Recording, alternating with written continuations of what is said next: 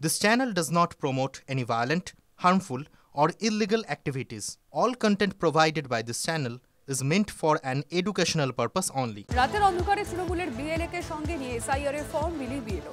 খবর পেয়ে বিএলওকে ঘিরে ধরলেন বিজেপি কর্মীরা। রাজগঞ্জে তুমুল উত্তেজনা। অভিযোগ কুকুরজান গ্রাম পঞ্চায়েতের পিপিলিপাড়া 18/168 নম্বর বুথের বিএলও বাড়ি বাড়ি না গিয়ে বাসিন্দাদের বুথের কাছাকাছি এক জায়গায় ডেকে ফর্ম বিলি করছিলেন। বিজেপির স্থানীয় পঞ্চায়েত সদস্য এবং বিএলএর অভিযোগ তাদেরকে না জানিয়ে তৃণমূলের বিএলএকে সঙ্গে নিয়ে ফর্ম বিলির কাজ করেন। আপনি কি দেখতে আসেন?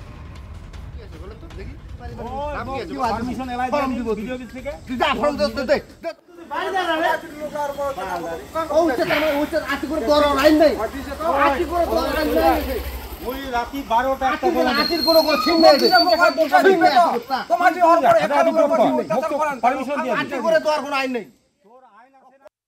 এর ফর্ম কবে দেওয়া হবে এটা আমি বললাম, তখন ও বললো যে দেওয়া শুরু হয়ে গেছে। বললো যে রাত্রেবেলা তো দেওয়ার এটা নিয়ম না, তো তুমি রাত্রেবেলা দিচ্ছ, এটা তো দেওয়াটা ঠিক না, দিনের বেলা দিতে পারো। বলে দিনের বেলা স্কুল আছে, তো স্কুল তো এখন ছুটি আছে। ও তো সব ফলস কথা বলে। কতজনকে তাও দিল এখানে ফর্মটা? হ্যাঁ, ফর্মটা কতজনকে দিল এখানে? ফর্মকে মোটামুটি 4-5 জনকে দিল। তারপরে আমি চলে আসলাম, আসার পরে আমি তারপরে বললাম যে এইগুলো তো বাড়ি বাড়ি দেওয়ার কথা। এখন বাজে রাত্রি 8:30। এই অবস্থায় এসে বিএলআরও আমাদের বুথে সবাই লোককে আসে এখান থেকে হাতে হাতে ফর্ম দিচ্ছে। তো আমি এই কথাই বললাম যে এটা তো বিএলআর কাজ না, বিএলআর এইভাবে কাজ না। বিএলআর কাজ হলো প্রতি বাড়িতে যাবে, বাড়িতে গিয়ে ফর্মটা দিবে। কিন্তু আমি এই কথা বলাতে উনি তো আমার উপর রুগ্ধ হয়ে গেলেন। রাত্রি 12টা-1টা পর্যন্ত দিয়া রাত্রি 12টা-1টা পর্যন্ত কাকে বাড়িতে পাবো? সবাই কি তোতে বসে নেই ফর্ম নিবাতে নাই? ওর বলতে রাত্রিবেলা বুঝছি রাত্রি 12টা-1টা পর্যন্ত কাই নেবে তোতে ফর্মের তানে? ওটা তো উপর থেকে যা যা করে দে। যেখান থেকে খুশি বিলি করা যাবে না এনুমারেশন ফর্ম স্পষ্ট জানিয়ে দিল ক্ষুব্ধ কমিশন। বাড়ি বাড়ি গিয়েই বিএলওদের এসআইআর ফর্ম বিলির নির্দেশ।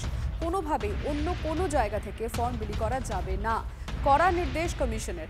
আরও একবার আপনাদের জানিয়ে রাখতে চাইব, নির্বাচন কমিশনের তরফ থেকে এই নির্দেশ। কিছুক্ষণ আগে কয়েকটা ছবি আপনাদেরকে দেখালাম, যেখানে একটা কমন জায়গায় বসা হচ্ছে, রাস্তায় একেবারে বিএলও বসে পড়ছেন, কোথাও বা দেখা যাচ্ছে পাশে রয়েছেন তৃণমূল কর্মী। এরকম বেশ কিছু ছবি যখন সামনে আসছে, তখনই সেই সময় দাঁড়িয়ে নির্বাচন কমিশন কিন্তু ক্ষুব্ধ এই বিষয়টি নিয়ে। যেখানে খুশি বিলি করা যাবে না এনুমারেশন ফর্ম, নির্বাচন কমিশনের তরফ থেকে ঠিকই নির্দেশ এসছে। শ্রাবন্তী সাহা আমাদের প্রতিনিধি জানাবেন। শ্রাবন্তী, দেখো, এনুমারেশন ফর্ম নিয়ে গত দুদিন ধরে প্রচুর অভিযোগ আসছিল কমিশনের দরবারে, এবং সেখানে দেখা যাচ্ছে যে প্রচুর জায়গায়, বিভিন্ন জায়গায়, মানে যেখানে প্রত্যেকের বাড়িতে বাড়িতে গিয়ে এনুমারেশন ফর্ম দেওয়া উচিত সেটা হচ্ছে না। এটাই কমিশনের দৃষ্টিতে আসে, এবং মুখ্য নির্বাচনী আধিকারিক তিনি জেলা শাসকদের স্পেসিফিক্যালি ইনস্ট্রাকশন দিয়েছেন যে এই ধরনের ঘটনা যেন ভবিষ্যতে না ঘটে। যেহেতু বাড়িতে বাড়িতে গিয়েই বিএলওদের যাওয়ার কথা রয়েছে, তাই এই বিষয়টি যাতে জেলা শাসকরা এড়িয়ে না যান তারই নির্দেশ দেওয়া হয়েছে। ধন্যবাদ। আবারও প্রশ্নের মুখে সরকারি হাসপাতালের পরিকাঠামো। পোস্ট ন্যাটাল ওয়ার্ডে শিশুর বেডের পাশেই খসে পড়ল চাঙ। বেহাল ছবি বাঁকুড়া বিষ্ণুপুর জেলা হাসপাতালে। বুধবার রাতে কন্যা সন্তানের জন্ম দেন বিষ্ণুপুরের বাসিন্দা পূজা সর্দার। প্রসবের পর মা ও সন্তানকে রাখা হয় হাসপাতালের পোস্ট ন্যাটাল ওয়ার্ডে। নিজের বেডে সন্তানকে নিয়ে শুয়েছিলেন পূজা। হঠাৎই বেডের কাছেই ভেঙে পড়ে ছাদের চাঙ। অল্পের জন্য প্রাণ রক্ষা মা ও সদ্যজাতের। বিষয়টি জানাজানি হতেই নড়ে চড়ে বসে হাসপাতাল কর্তৃপক্ষ। তড়িঘড়ি মা ও সন্তানদের অন্যত্র সরিয়ে শুরু হয় সংস্কারের কাজ।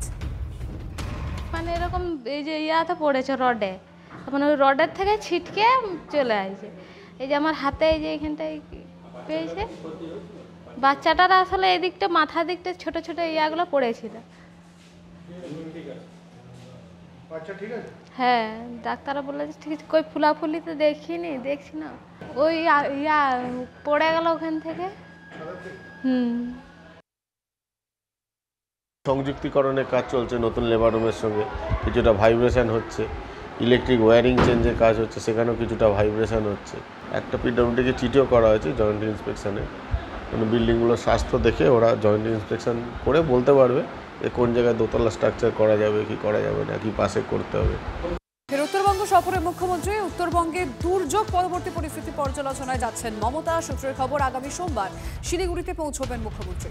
উত্তরকন্যায় প্রশাসনিক ভবনে উচ্চ পর্যায়ের বৈঠক করবেন। উত্তরবঙ্গের 5 জেলার ডিএমদের বৈঠকে থাকার নির্দেশ। দুর্যোগে ক্ষতিগ্রস্ত পরিবারের হাতে মুখ্যমন্ত্রী আর্থিক সাহায্য তুলে দেবেন বলেও প্রশাসনিক সূত্রে জানা গিয়েছে।